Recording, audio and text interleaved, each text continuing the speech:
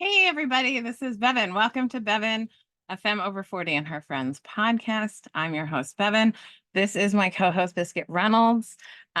Just a little bit at the top of this episode before I get into all about romantic love um, is Biscuit Reynolds is not going to be with us much longer. I don't know how much longer he has, but he has moved from elder cat to geriatric cat, and he is now like on his last legs. It's been kind of a rough time for us, but he's still eating and drinking and loving on me and being my best, most fierce emotional support. When I wanted to get a cat, I really wanted a grief cat. I wanted a cat that would know when I needed emotional support, just like my dog, because I had my dog Macy at the time, long live Macy. But Macy really preferred my partner cuddle with, and I was like, I need a grief cat. I need someone to be with me. Like my friends keep dying, so real.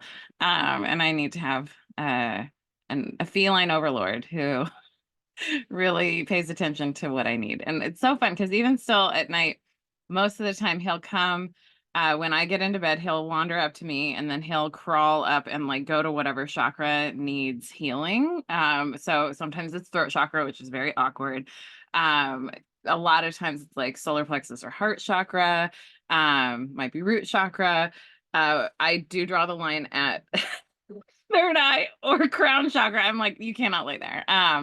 But one of my previous cats, Bear, loved crown chakra healing. He slept right above my head all the time. So anyway, just kind of understanding our animals as chapters in our lives and having just I think a lot of how we're socialized is just not to be okay with hard truths and recognizing that I can be safe no matter what because I'm enough no matter what, and that I have this like metaphysical support team with me, and that even when Biscuit Reynolds transitions, he'll become my ancestor and will still be here with me. I can feel all three of my little Muppet pets that have passed over with me. Alf and Bear, my cats, and Macy, my Shih Tzu. And so um, but it's hard when a witch is losing her familiar. It's just such a real part of life. So your prayers and love are greatly appreciated at this time. I don't know when his transition will be, but I anticipate days, weeks, months. Could be. Who knows? Right? He keeps bouncing back. And he's doing a ketamine treatment right now. And I interviewed my friend Ashley Manta on this very podcast about ketamine treatment for treatment resistant depression. And so for him, it's for nerve pain and to help ease his body pain because he's always had chronic pain. So a unique needs pet in their final times is a rough thing.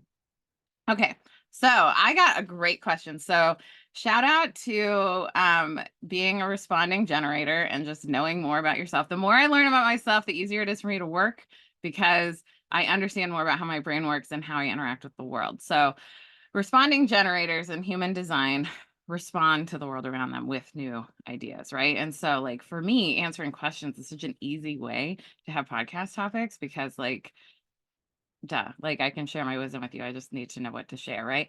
So I got this question from an IG stories bestie. I call everyone who tunes into my IG stories Instagram, for those of you who don't know. And for those of you who are not on IG, I congratulate you. I herald you for not being addicted to this app. But I love my friends and I love peeking into their lives. And there's a few people, there's about 10 people that I make sure I watch their stories every day. And so anyway, I asked the besties, like, how can I help? And so this is a question. Hi, Bevin. With Valentine's Day coming up, this is why I picked this question because it's festive and seasonal. And, I'm festive and I just put away all my Christmas stuff. And I'm like, let's lean into Valentine's Day. I'd be interested to hear your thoughts on romantic love. Overrated? True love a scam or the meaning of life? Is true monogamy not possible? Would love your thoughts. Fantastic question. It's so funny because like I feel like it's a no duh question for me because like romantic love is my favorite. I like it's truly like one of the first things I think of when I wake up in the morning, unless I have good thought discipline and I go right into gratitude. It's thinking about romantic love. One of the last things I think of at night, unless I'm having good thought discipline, in which case it's gratitude, right? I really want to be waking up with gratitude, going to bed with gratitude because gratitude is like better than frustration and all those other hard emotions that we feel. Like it's a good thought interrupt to just go into a gratitude rampage, right? But man, do I love romantic love. And I think something that's been really cool for me is I've healed a lot around codependency, which I think when like we talk about like true love is a scam, what we're talking about is our culture's obsession with codependency is maladaptive and is creating a bunch of people who are wired the wrong way to think about romantic love. And so I just want to say, first of all, big fan of romantic love. I love being in love. It's so much fun. I actually really love being married. Like I haven't been legally married yet, but I've been in 3 marital partnerships, one of which we couldn't get married. We couldn't legally get married. So we just were planning to one day, but building a life together, right? And so I like to say I'm a thrice gay divorcee. And you can actually hear about episode 2 of my podcast is about my gay divorce. I just kind of spilled the beans and talked about that. And that was 5 years ago. I can't believe I've been single for 5 years. It's wild. And this is the longest time I've been single and not dating. Like I had, and I'll talk about this a little later in this episode, but I had like a blip with someone, like a romance, a brief romance last January. And it was just something that taught me a lot about myself because I'd been doing so much healing. And when I endeavored to date in that time and in this time, because I started wanting to date, being open to date in 2022, but still with my COVID caution, like I just didn't want to like put myself in situations because like it means a lot to me to be able to teach aerobics for the rest of my life. And I know that the vascular illness of COVID-19 would potentially provide a barrier to that. And so I'm very outcome motivated. And so the caution was there strongly. But as I realized, the world is just continuing to go on. I'll just use the cautions or the precautions that I can, multi-level. Anyway, whatever. This is not a COVID episode, even though COVID is really like influencing our times. Okay, I took some notes. This is my spell book. And this is my planner, and I'm really working with my planner lately. Like I decided 2024 needed to be better for me. And the only thing I can't change external circumstances, but I can change me. And so I needed to create more opportunities for me. And so it's so funny. I have multiple episodes about me like resisting using a planner.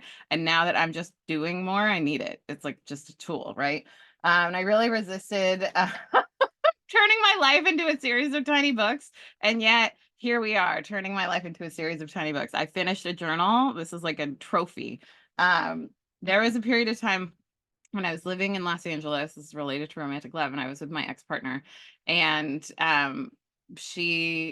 I was just really outside of myself. I was really in a lot of self-deception about in that time and really going against my intuition, and I could not journal. Like I would sit down to journal and I just couldn't do it. And that was a red flag.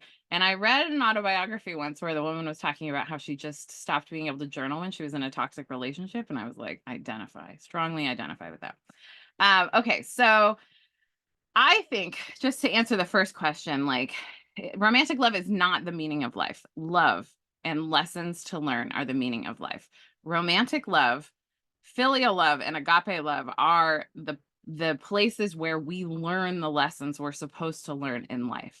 I believe our children are our greatest teachers, and I believe our long-term partners are like also greatest teachers, right? Like, I think it's really important to recognize relationships in your life as something that is sacred and irreplaceable. And I think I have a unique perspective just at my tender age of 45 revolutions around the sun. It's still weird. I loved being 44. It's such an angel number. Okay, so having had this experience of just losing a lot of people I've loved very much, I know that our love relationships are just completely irreplaceable. Like there's nothing that can replace. I'll talk about one of my true loves in my life was Rhea. If you just Google queerfatfemme.com, that's my blog, free resource. So if you ever want to know what Aunt Bevin thinks about something, just do queerfatfemme.com space and then whatever you're looking for. I also have a search bar on the blog. Just have grace for every version I've been. I've just been me on the internet for a real long time. It's like 16 years of archives. So anyway, Rhea, I wrote a post about her, but she was 11 years older than me. We went on several dates over the course of several years. I loved her so much, and I love her more now. Like, she passed when I was like 36, I think. And every year that I become an age she was when we were dating, or having dates, I should say, we weren't even dating, I learn more about her and I have more compassion and connection for her. And I miss her so much and I love her more. And so, like, that to me is true love. True love is like a love that continues to develop over time because that person is going to continue to grow and change. And you're just in pursuit of that person. You're curious about that person. You just want to continue to know the evolution and to participate in the evolution, right? Like, I think, like, if you're thinking about healthy love and secure attachment, we've got one hole over here. So I'm whole. And then this other person is whole over here. There's no completing each other. There's amplifying each other. That's two holes making an infinity. Right? Like, just recognizing you are already whole. And, like, you know what? Like, we're all healing and growing. Like, I am not perfect by any means. You know what I mean? But I am trustworthy, and trustworthiness comes from behavior. Infinity. I have learned a lot by, like, studying Brandy Marie Carlisle. It's so funny because, like, I'm not a fan of people. Like, if I, like, take an interest in someone, I want to learn all about them. I want to, like, my Venus in Scorpio, which I think is the most devoted, the most devoted sign that Venus can be in. Second is Venus in Virgo. I really think, like, my true match, like a good long-term partner for me, is a Venus in Virgo, because, like, the devotion and, like, the commitment to love. You know what I mean? So if I love something, I'm just, like, all in and I want to learn everything about it.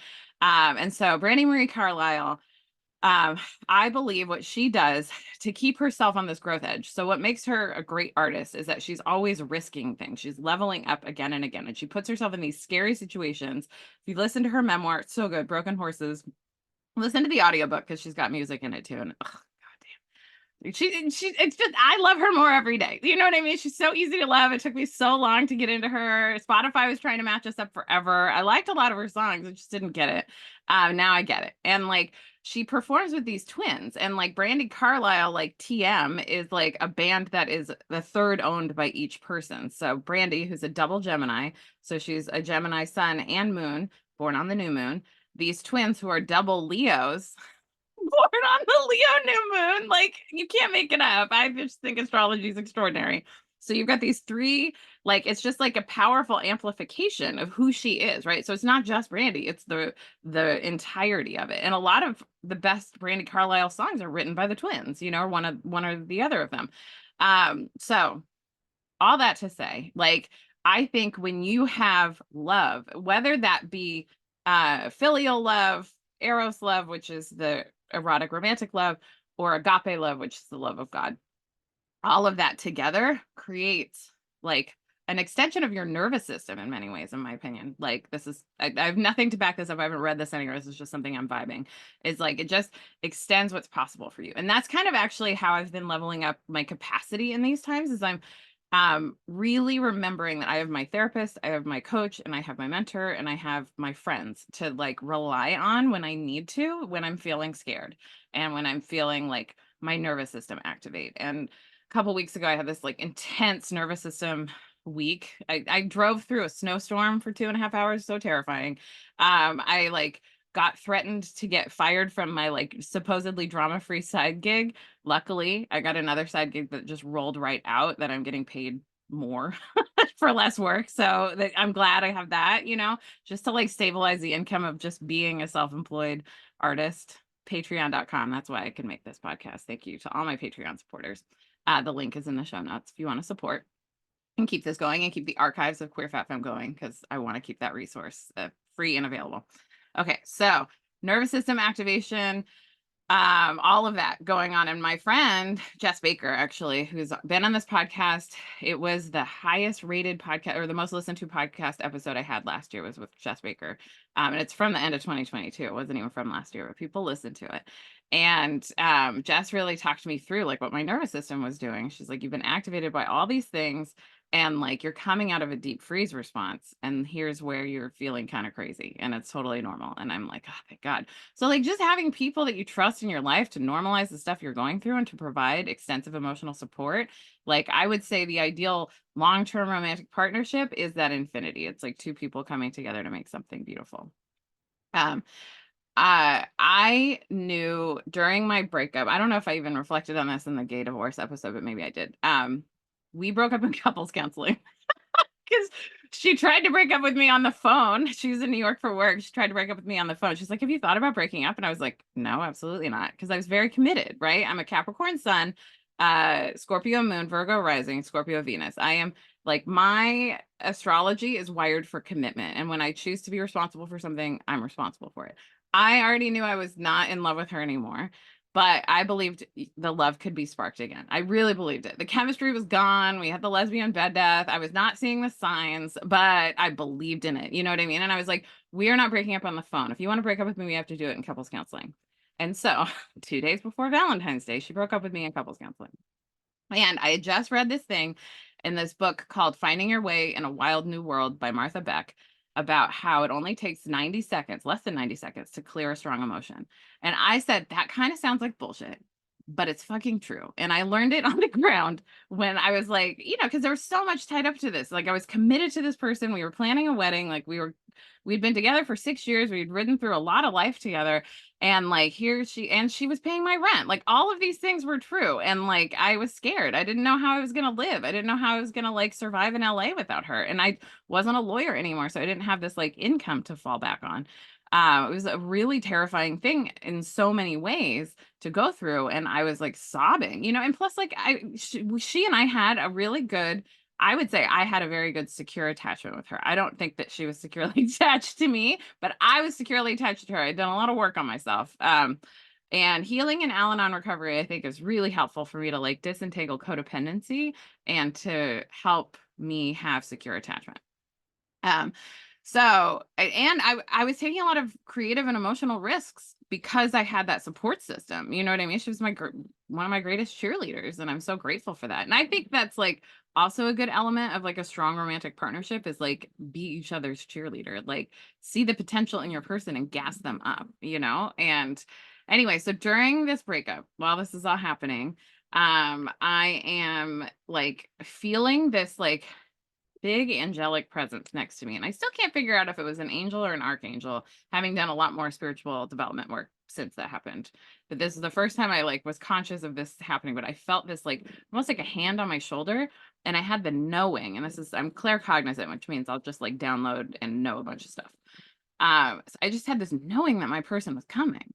And so like it's interesting because it's like I have no doubt that my person is coming. I've been frustrated with the timeline thousands of times since this happened because it could have happened the next day. You know what I mean? Like, and I was like, surely 5 years? No way. It wouldn't have taken that long. But look at this, right? Like clocking the time. It's fine.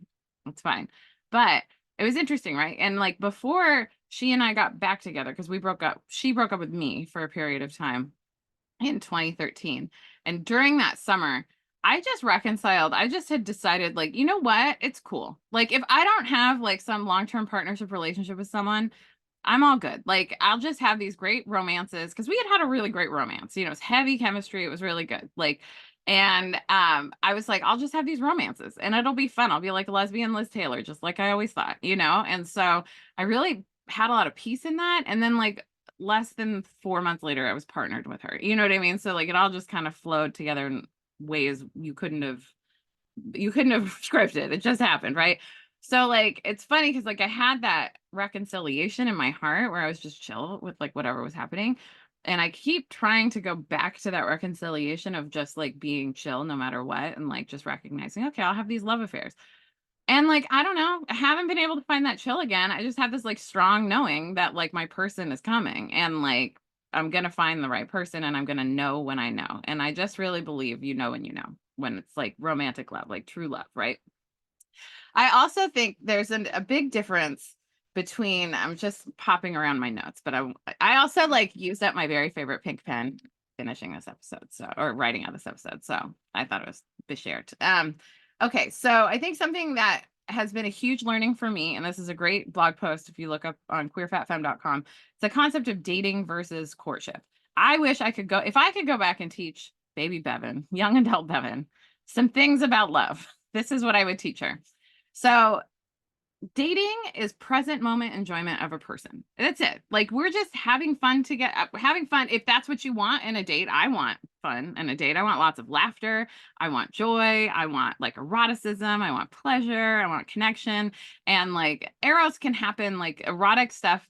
Audre Lorde writes some really beautiful things about eros, right? And like, but you can have pleasure doing lots of things. It's not just like sex copulation, right? And also get your sex ed from queers, please. Like heterosexual people have the most boring sex, and not all of them, but a lot of them. And like it's like they have these like 3 sex acts they even think of, when in fact sex is like an atlas. You know what I mean? Their menu is the Cheesecake Factory. You know what I mean? So like queer sex ed is about like finding the erotic in each other and like creating pleasure, right? Like for me, sex is about time. It's like, how long do we have? You know what I mean? Like, and like Venus and Scorpio, Mars and Capricorn, my goal is to be the best in the top 3 of the best you ever had if I have more than a couple tries with you. But like, if we're only together like a few times, I'm going to try to be in the top 5. You know what I mean? Like, I'm just like learning the person. It's a custom event for that person. It's not like what everyone thinks um sex is. Anyway, it's boring. I just implore you to go find resources. Scarleteen.com is a great resource for free sex ed. It's been around for like 25 years. Please donate to them if you have the means. They're fantastic. I love that resource for everyone who's like trying to open up their eyes about what sex is. My friend Ashley Manta, I already talked about her, the Canosexual, is an amazing sex ed instructor. And even just taking her like pleasure-based anatomy class will teach you some stuff. So anyway, dating is all that stuff. Just having a good time with somebody, you know, date your friends too. Like, don't just reserve dating energy for people you're going to have sex with. I think there's a lot of like weirdness in our society where we prioritize dating over friendship, and it's both. You want both. And like your friends are going to be your ride or die. Like my friend Rachel has taught me so much. She's one of my very best friends, and like she's taught me so much about just long-term love. She calls me my love because she sees me as a love, right? Like I don't want to have sex with Rachel. I wish I did. But like, wow, do I love Rachel? And like I feel so devoted to her, and I want to know her, you know, like and just keep knowing her and watching her evolve and just loving her, right? Like and so just like remembering like that your friends are also people you can date and you can have a lot of fun, sometimes more fun with them than with your dates. Because like chemistry, I don't know, for me, I'm very picky. Like chemistry only comes when it comes, right? And I'm not attracted to toxic people anymore. So like it seems like there's just less. But I also don't live in a big city anymore either. And I don't throw nightlife parties. So I used to just like have a parade of hotties all the time. God, those were good. Those were good days. The New York days. Okay. So dating, present moment enjoyment with someone. Courtship. This is what I would always think dating was like, are you my person?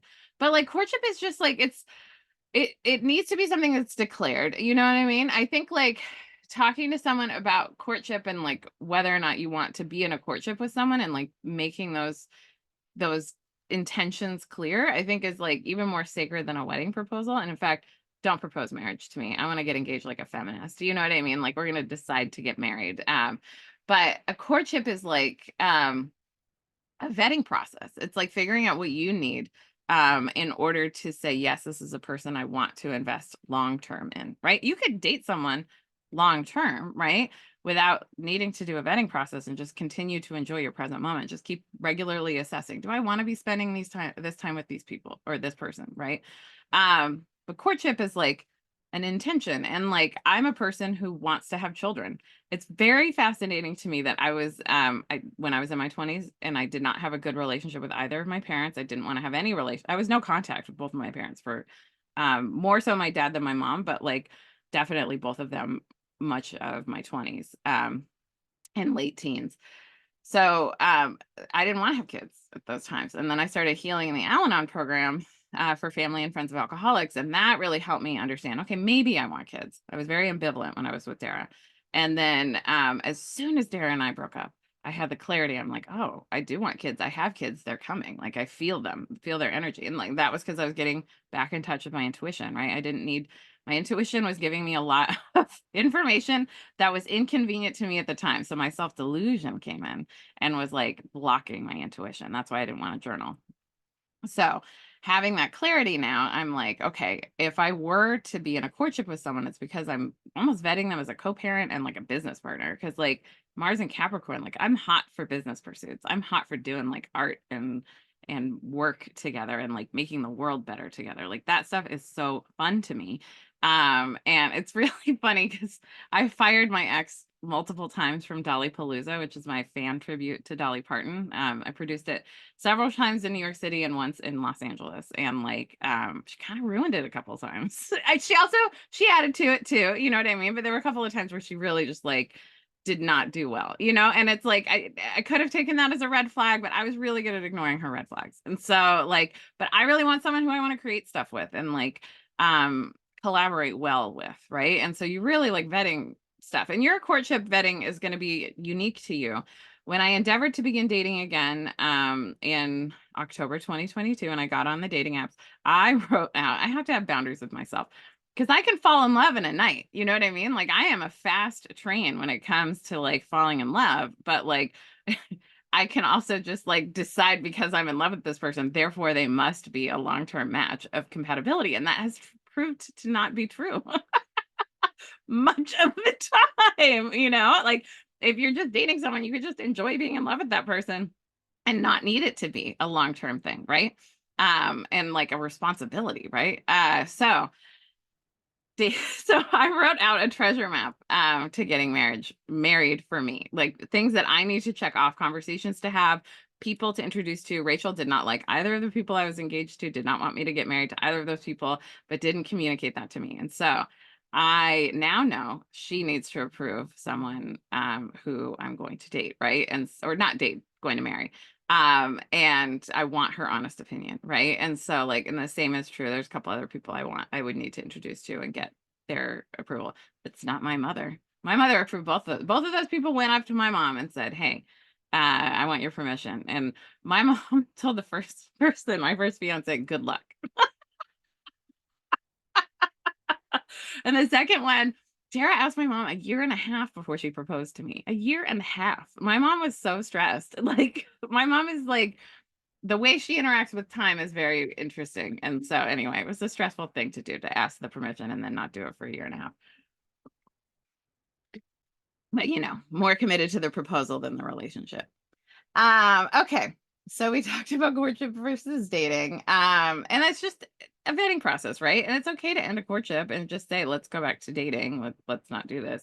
I think it's a lot of uncertainty. People have a lot of issues with uncertainty. We're not taught how to be brave. We're taught how to keep ourselves safe. And part of our feeling of safety is our delusion that uncertainty doesn't exist. But I think if anything that the quarantine taught us, and I want to just remind you that the pandemic is ongoing, the quarantine was just the part that we're not in anymore.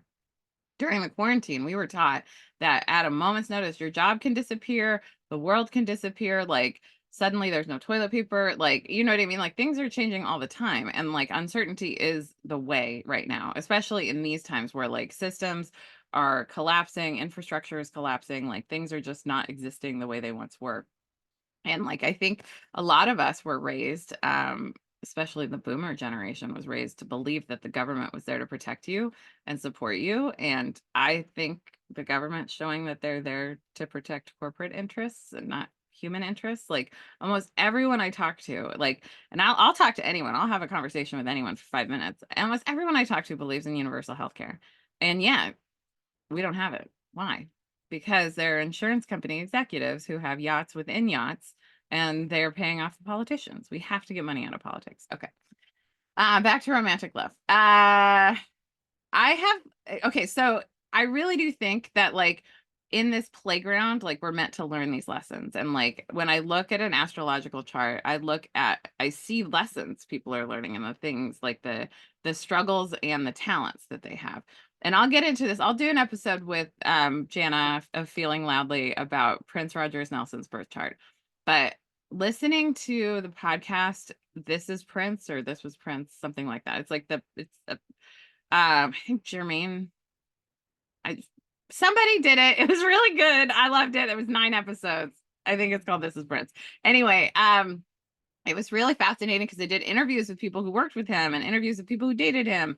And like I learned a lot more about him as a person versus him as an artist. And like I felt very conflicted about it because like I was saying about Brandy Marie Carlisle, like once I get into someone, I like want to know all your art. I want to like listen to all your podcasts and your interviews. And I've done a ton of deep diving on Prince interviews on YouTube, et cetera. And I've learned a lot about myself as an artist by studying Prince.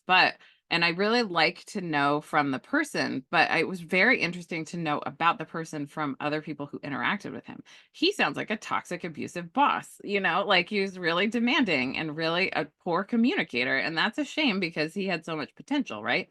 And just looking in his chart, I'm not going to deep dive into it right now, but I just saw a lot of potential and lessons he needed to learn around family and marriage, and he chose not to pursue those. Like, I think losing his son was really traumatizing for him, and like a lot of times, wealth is like a growth stunt, and fame is a growth stunt because basically you never have to get so uncomfortable that you have to rely on God and uncertainty to like resolve, and falling in love is hard, like just objectively, it is a difficult process because it's a lot of vulnerability and it's a release of control.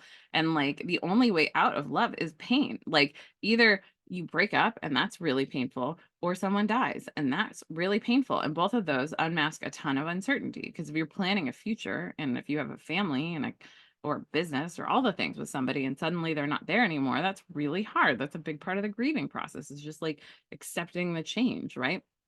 So I just see like Prince dying, like not having learned all the lessons his soul mapped out for him in this lifetime. And so I think when we try to keep ourselves safe by not pursuing romantic love, and a lot of my friends, like, oh God, being in the lunchtime of life, in the middle of life, like it's fascinating because you're just like watching your friends' life paths go through. And like a lot of my friends are afraid of romantic love.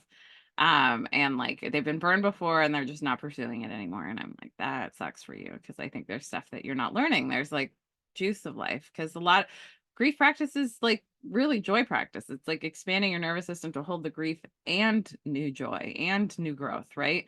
And new possibilities. I haven't yet met everyone I will love, and I trust that. And so I pursue that by meeting new people and connecting with new people and believing that I will love again. And anyway, and that it will be okay if I don't end up finding my romantic partner. I will have a great life. I'm going to be the rich Dollywood auntie that's going to bring all of my nibblings to Dollywood a couple times a year and like do the best I can to have a rich and beautiful life. I trust. I hope you can't hear all this stupid construction going on around my tiny forest home. Okay. Let's see. Oh, I wanted to define agape love, which like this is from a sermon by Dr. Martin Luther King Jr. About there's agape love, filial love, which is the reciprocal friendship love, and eros love, which is romantic love. We live in a culture that really prioritizes eros love, but the filial love is very important. That's your community too, like finding those beloved communities with people and like having those long-term friendships. It's just that's juice of life too. Like really invest in those. Don't put those aside. But agape love is God's love, and he defines it as purely spontaneous, unmotivated, gracious and creative. That I don't know if that word is gracious. My handwriting sucks.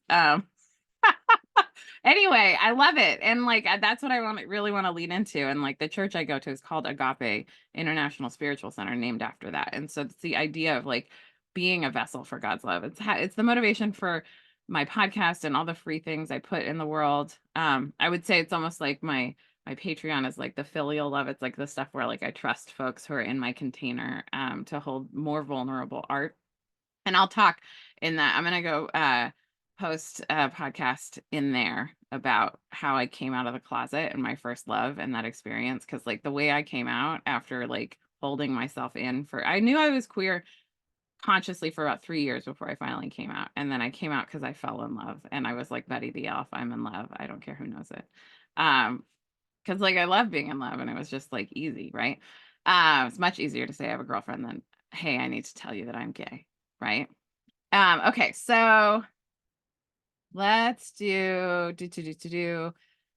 Okay, codependency is the scam. It's not true love. True love is not a scam. Codependency is the scam. And codependency is making extreme sacrifices to satisfy their partner's needs. the addiction is other people in that, and there's a great slogan. I don't know if it's a slogan. It's called it didn't cause it. I can't cure it, but I can cope with it, right? Like, and it's just remembering that, like, all of what's going on for someone else is what's going on for someone else. And like, you don't have to control other people. You can be okay yourself. It's really like filling up your God-sized hole inside with somebody else.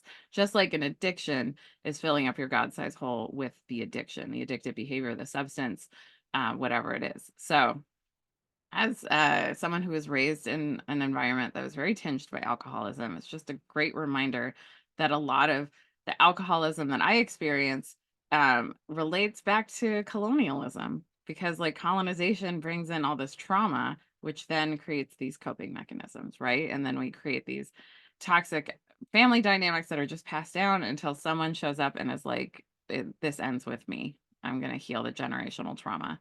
Um, so just a reminder, your healing really matters in a legacy generational way. And a lot of our like rom-com movies, our romances, our like cultural visuals of love are just codependency. A rom-com I really love that I think is not codependent is Serendipity. It's so good. And it really just like talks, I think it really is more of a spiritual narrative, because it's like, the signs and the connections and the things, like if you're meant to connect with someone, you'll connect with them. And I really love it. I think it's streaming on max.com right now. Anyway, so Serendipity is one of those good movies, like the anti-rom-com, but a beautiful romance, right? And it's got John Cusack in it. Ah, I'm so gay for John Cusack. I'm queer, not lesbian. I throw lesbian around all the time, but I'm like probably about a 5.5 on the Kinsey scale. If it's like an excellent man, I would consider, like someone who's like really done something, who's like done some work, who's willing to be a traitor to patriarchy. We can talk, right? So anyway, John Cusack, call me. Okay, so don't let yourself be brainwashed by toxic codependency. Trust love, trust the openness. And also something to remember too, is that we're taught to have this scarcity mindset around love. And I want to say, like, too, in my 5 years of singlehood, like, I've had to really grapple with the scarcity. Like, yes, I don't live in a big city anymore, so my dating pool is different. The dating apps have been a wild experience for me. I don't like swiping, but I do it because it's a means to an end. I had to figure out how to grapple with like this like gut feeling on people. So it's almost like a psychic interaction, like I'm not going to swipe whichever is the right way, the yes way, on someone who doesn't have their eyeballs showing in a picture. And usually I won't if they're not showing their teeth in a photo, because people who are smiling without their teeth are hiding something. And also gut feelings, always gut feelings. I'll just pause and ask my intuition, should I swipe yes on this person?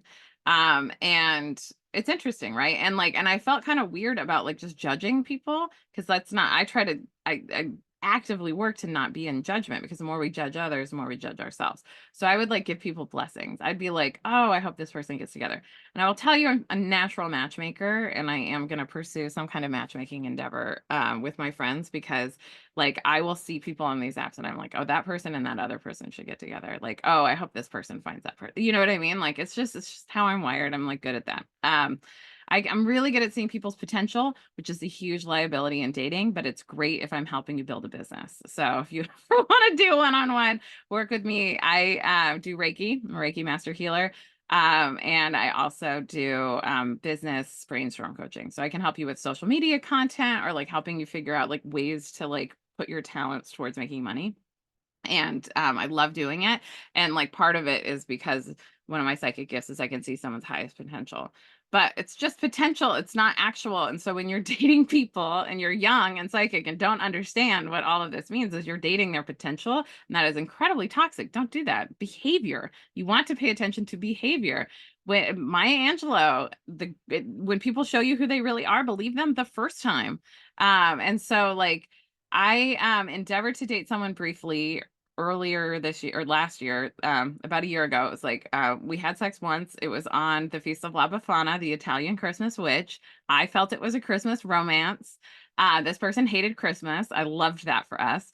And it was really like, just, it was soulmate. It was like, this person is a soulmate of mine. I know we have lots of soulmates. Like, I think that's just part of it, right? Some of our soulmates are here to create great learning in us, and some of our soulmates are here to create great support. I believe Rachel is one of my soulmates as well. But this person, soulmate. But people will choose not to do their work with you, and that's okay. We're here with free will choice. And sometimes, like, I'm like a mirror for people, like showing them like where they don't love themselves. And so that's like hard, and I get it, right? But it's interesting because like I dating while psychic now, like I just have this new level of understanding of like where I'm like catching onto this person. And like I could see, like, as soon as we slept together, like the next day in the forest, I got these downloads of like information, all these past lives we'd had together. And like then I met with my teacher Leah Garza, who has taught me a lot about love, actually, and like falling in love with the world around you. Like, it's such an easier, more beautiful, more vulnerable way to live, but it's juicy. It's like this experience of just loving everything around you, loving the trees, loving the dishcloth, loving the food, loving your friends, loving your podcast host, loving your podcast audience. Like, it's love. It's just this just life of love, right? Whether you have a romantic partner or not, just live in this like loving, beautiful way, and it just will increase the quality of your life. Yeah, you might get hurt more, but like I said, get your emotional support systems going. And create your standards for behavior about how you want to be treated and how you're willing to experience people, and like every time I level up my standards, I feel like the scarcity monster comes in and is like, oh, you're never going to meet someone who meets up these standards. And I'm like, I don't need to date 7 billion people. I am really here for just a few more in this lifetime. And like, anyway, so that person, like, I endeavored to date, and I wanted to learn more about Bevin in dating in this season of my life. And I learned so much about myself. Like, also, I love the physiology of high performance, and like physiologically, like observing my body after sex with somebody was really surprising, because like the spikes of the chemicals in your brain are the same as heroin and cocaine, which are not two drugs I would do, and definitely not together. So like the two of them together, it took me 8 days to clear my body of all those chemicals, and 2 days for the first burst of chemicals to leave. Like, it was wild. And I was like, I cannot believe all the decisions I was making under the influence of these chemicals in my body in my previous romantic relationships. Like, what was I doing? You know what I mean? So anyway, I just gotta have good boundaries with yourself is all I'm saying. And like have grace for yourself in those times, because it is crazy making those body chemicals. Anyway, standards. Just having grace with standards. And I will also tell you this, my guys were so into this connection for me with this person. And then like this person was like polysaturated, like had too many things going on. Like, we just didn't end up ever having that third date. And then I got the hit like check in again right after the spring equinox. So I did. And then, it would be the same thing again and again. I would check in, and then they would say, oh yeah, I really want to hang out with you. Like, let me get back to you. And then like they would like either drop the ball on getting back to me, or they would get back to me too late. And this time around, it was the last time. And I was just like, I just knew I was supposed to check in then. So I did. And then like the same thing happened. And then I started pulling cards that were like, warning, warning, don't do it, don't do it. And then my like guides were like, no, this is not, no. And like I got the vibe that it was like an intimate partner violence thing. And I was like, wow, okay. Like, I don't want anything to do with that. Like, my parents were both Sagittarius moons. There was intimate partner violence there. And like that happened to me while I was like around me when I was a baby, a little baby psychic, like absorbing that energy. I don't want that in my life. It was hard enough for me to recognize and heal from the emotional abuse I experienced in my last partnership, because I just felt like I let myself down. But then I was like, oh, I've come from this legacy of these strong women that get into these domestic violence circumstances. So like, I'm doing the best I can here. I'm just, trying to heal. And so part of healing from that, just like part of developing your psychic intuition, is just self-trust and learning how to trust yourself. So let's get into monogamy, shall we? Okay. So the question was, is true monogamy not possible? I don't believe that's the case. I think monogamy is totally possible. And I think some people are very wired to be monogamous. And I hope those people find each other. I think the hard part in our society is that we have like the way we have heteronormativity, right? Like the way I was raised by a lesbian who wasn't practicing. Like my mom came out twice. She came out when I was right after she left my dad when I was 18 months old. And then she went back in the closet when I was around 5 and then dated men again and then started dating women again when I was in high school. So I didn't know gay was a thing you could be until I was 14 years old because there were no cultural references to queerness. So this is a different time to grow up. And I'm so happy for the kids these days to have options, to just see what the options are. It's a big motivation for this podcast is just show you all of the different ways there are to be a happy, successful adult because there are millions of ways. There could be billions, but I don't think that many people are choosing to live a true life, like true to their heart. So there's so many ways to do it, right? There is real monogamy, but when you're only presented with the option of monogamy, we're all like running in this monogamy track, but it's not true for everybody. And so you get people cheating, which cheating is like not just like about monogamy, it's also about like power and control. I was cheated on in a non-monogamous relationship before. So, like it's just about power and control for some people, right? Like they just need a secret, they just need something. Or they're not willing to have a hard conversation, which my last partner, we were monogamish sometimes, but mostly just polyamorous. And I was able to have a side quest. And it was really good for me. I learned a lot about myself by having that side quest. And it wasn't anything serious. It was just like a little fling, some flirtation. And she was actually really happy for me. And like we had harder conversations about the lamp, the night table lamps in the bedroom. This is not a lie. She hated them. She thought they were too girly. And so we had longer and harder conversations about that than we did about me having an extracurricular event with somebody. And so like I was grateful for that because I learned a lot about myself in that extracurricular event in the playground, right? Like learning through love and connection, sex. That was all sex. It wasn't really love. But it was a Scorpio. And I told my grandmother about it, and that was really cool too, to trust her with the information about my polyamorous relationship, and like to have that intimacy with her and to trust that she wasn't going to judge me. And anyway, I love my grandmother. I miss her so much. She's right here. Her anniversary of becoming an ancestor is tomorrow. So she's been heavy on my mind the last few weeks. Anyway, Anise, grandmother Anise, my future middle name. Okay, so so monogamy is both behavior and orientation, I think. And so I think like here's the thing, like I'm a person who has realized that I am polyamorous. And by that I mean I love multiply. I'm still in love with someone who is dead. I can't ever have sex with her. I never did have sex with her. What a fucking shame. I've always kind of like yelled at her ghost, like, you better get me well laid because like we never had sex together. And another person who was a soulmate who chose not to do her work with me, she had sex with her. Like the fact that the two of them had sex makes me mad. Delighted and mad at the same time. Anyway, but like, right, like, so like being polyamorous, I think is just loving multiply and just figuring out what to do with that. And I don't want to lie to myself anymore. Like I'm still like, I learned a lot when my friend Michael Anthony's been on this podcast a few times. Michael Anthony told me that he never falls out of love. I was like, wow. Like, and just realizing that was true for someone like made it feel and understand to me because I never really understood. Like, I'm not like in love with my first love, but I still have love, like unconditional love feelings for this person. That person has ghosted me now. They're ghosting me right now. Like, I haven't heard from them in almost a year.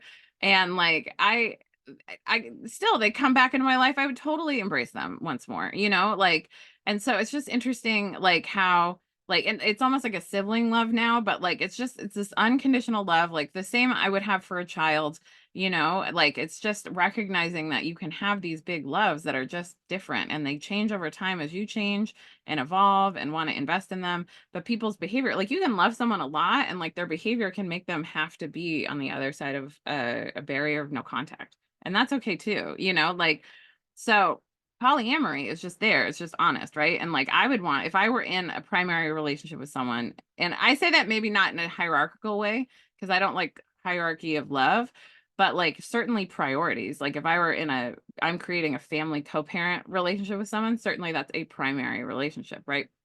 And like you have priorities around like who you spend time with and how you spend time with, and you negotiate that, right? Something Dara always taught me about polyamory is that really the issue is time. And like she was right. Like she was really right about poly stuff. Like I learned a lot from her. Venus and Gemini, a naturally very polyamorous way of being. Um, Gemini moon, just like my polyamorous best friend Rachel, like just all these things. Okay. But again, it's behavior, right? Like I have behaved monogamously while also being a polyamorous person. And vice versa. Someone else could behave monogamously if that's what they chose to do. There were times in my relationship with Dara where we were more intentionally, we weren't like ever really closed, but like monogamish, because like going through cancer treatment together is a lot. Like someone's dad dies, that's a lot. Like, so you're just recognizing where capacity is and like where you want to be spending your time. Do you want to spend your time having hard emotional conversations about time spent with other people, or do you want to just chill out and watch TV, right? Like some people are doing polyamory and not talking about it, and I'm not here to judge, but there's just a way to be intentional, right? And so I don't know. Also, I think a lot of people use monogamy as a way to manage uncertainty, because like monogamy is this idea, like you can have fidelity in polyamory, but monogamy is just this idea that like, oh, someone's not going to hurt me because they're not going to fall in love with someone else. And that's not true.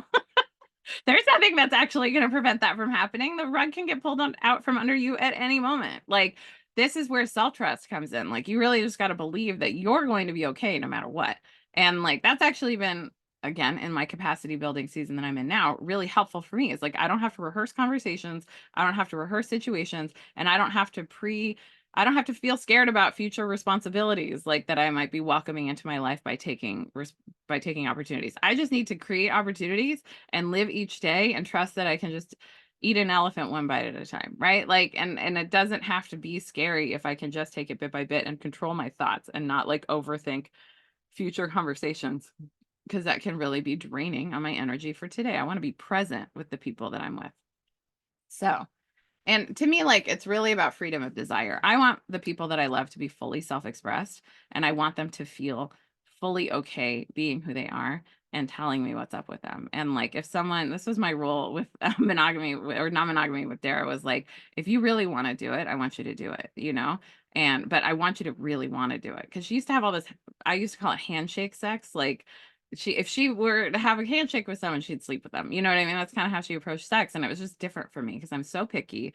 I like rarely have chemistry with someone, but if I do, I might want to pursue it. And like, but I would want to have that conversation and like be honest with my person about it, versus like just hiding it away because like it's inconvenient to this like idea of monogamy that I just fell into because that was the only option I was ever taught how to have.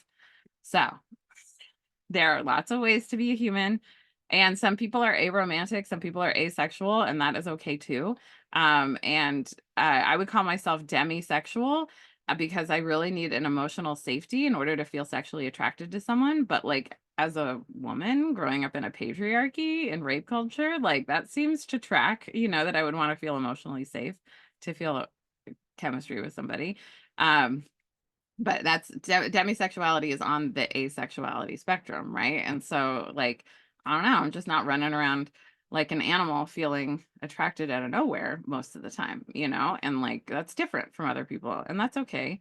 The Stevie Nicks song Wild Heart, and it's not the one that was published, it's the one that's on YouTube. It's like this scrappy version from like a Rolling Stone photo shoot. She's getting her makeup done, and it's just like there's a reason, don't blame it on me, blame it on my wild heart. And like it's so gritty, and it just I whenever I'm just feeling, when I was judging myself a lot when I was a young not even a younger adult, my early 30s, because like I didn't like casual sex and my friends all loved casual sex or seemed to.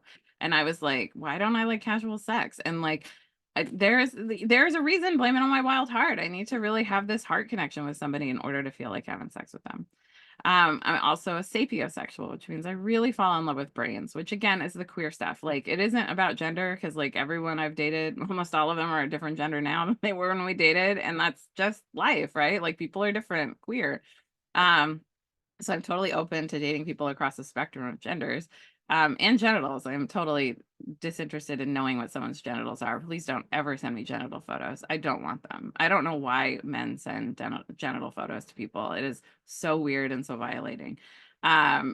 Anyway, gross. I don't want to see your genitals. Like, if I wanted to see genitals, I would go look for genitals on the internet. Anyway, on the World Wide Web. Anyway, so for me, it's about brains. It's always been about brains. Like, it's like, I love Brandy Carlisle. I love the way she thinks. Like, I want to understand what she thinks and what lights her up. You know what I mean? Like, I'd love to get into people's brains. Like, whether I'm going to sleep with you or not, like, I want to know how you think. I want to be curious about how you think. Okay. This episode was 26 minutes longer than I expected it to be, but hey, we really got into it, didn't we? I'm so grateful for the question. If you have other questions, you can email me, fatkiddanceparty@gmail.com. If you want to learn from me in a way that's far more efficient than just listening to my podcast, although I'm very grateful for your time, attention, and treasure. I teach Fat Kid Dance Party aerobics, and that's really where because you learn through play like 20 times faster than you learn just by like reading and listening, right? When you're playing it, your body can really receive it, and I have spent more than 20 years learning how to love my body and regard myself with love and grace, and I want you to have that too. You deserve it. You deserve to have an experience of life where you feel free in your mind and body. And so my aerobics class is for anyone who is willing to believe that all bodies are good bodies. If you've ever been called too much, too fat, or felt too awkward to dance, mine is the supportive class for you. And I would love to party with you. My Zoom classes are included in all levels of Patreon support. And I have on-demand classes available at the $25 tier. My on-demand tier also gets access to my in-person classes whenever possible. I'll put you on the guest list. And I just absolutely adore teaching this class. And I want to keep it going for years and years and years. And so I need the support of folks like you. And it's what supports the podcast and my blog and all the other stuff I put out for free on the internet. So thank you for supporting. If you want to make a one-time support, there's a buy me a coffee link. I don't drink coffee, but I do love snacks, and you can send me a snack. You can get something from my wish list. I'm so grateful for all the folks who have spoiled me or lavished me. I don't like to use the word spoiled, who have lavished me with gifts during my birthday season and Christmas season. I have so appreciated it. And I truly do. Just grateful that you're here. And I also want to just thank you for your prayers for Biscuit Reynolds, who is my sweetheart. And my outfit for today, I didn't talk about this at the top, but this is, I would call it, without the sweater, this is like third date in Paris, like it's just a cutie little polka dot outfit. And I'm wearing grandmother's ring, and I'm so grateful to just get to, and her fake pearls. The ring is real, I think. Anyway, it doesn't matter to me, but I just loved my grandmother so, so much. And I'm so glad to just energetically continue to be with her, because people leave the earth plane, but they don't leave your heart. And you literally can't take anything with you other than the people that you loved in this life. And so I hope that if you get anything out of this episode, please risk loving, because the world needs more love. And like when you're with someone who's like creating your infinity, and like what's cool about polyamory, you could do a lot of people helping you create infinity, right? But you're on the edge of the matrix, creating something new that has never existed because the two of you are together. And if you can risk, that's creating on the edge of the matrix, and that's leveling up timelines. And hopefully, if you dig into my episodes with Leah Garza, you'll learn more about love and loving and desire. And we need more of who you are, and love is how we do that. Thanks for being here. Bye, everybody.